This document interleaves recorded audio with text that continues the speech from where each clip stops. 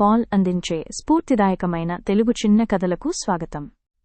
వినండి, ఆనందించండి. అనగనగా ఒక తండ్రి ఉన్నాడు. తన ఒక్కగానొక్క కొడుకుకు మంచి చదువు, మంచి విలువలు, డబ్బు, ప్రేమ అన్నీ ఇచ్చాడు. పిల్లవాడు పెద్దయ్యి ఒక పెద్ద కంపెనీకి సీఈఓ అయ్యాడు. ఒకరోజు తండ్రి తన కొడుకు ఆఫీస్కు వెళ్ళాడు. కొడుకు కుర్చీలో కూర్చుని ఉన్నాడు. తండ్రి అతని వెనుకకు వెళ్ళి కొడుకు భుజాలపై చేతులు పెట్టి అడిగాడు, చెప్పుగాబూ, ఈ లోకంలో శక్తివంతుడెవరు? తండ్రి తన కొడుకు మీరే నాన్నా అని చెబుతాడనుకున్నాడు.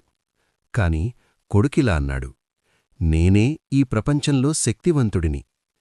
తండ్రికి లోపల బాధ వేసింది, కాని బయటకు చూపలేదు. మరో అరగంటపాటు వేరే విషయాలు మాట్లాడారు. తరువాత తండ్రి మళ్ళీ అడిగాడు, అంటే నిజంగానే నువ్వే శక్తివంతుడని అనుకుంటున్నావా? కొడుకు నవ్వి అన్నాడు, కాదు నాన్నా, మీరే శక్తివంతుడు. తండ్రికి ఆశ్చర్యంగా అనిపించింది.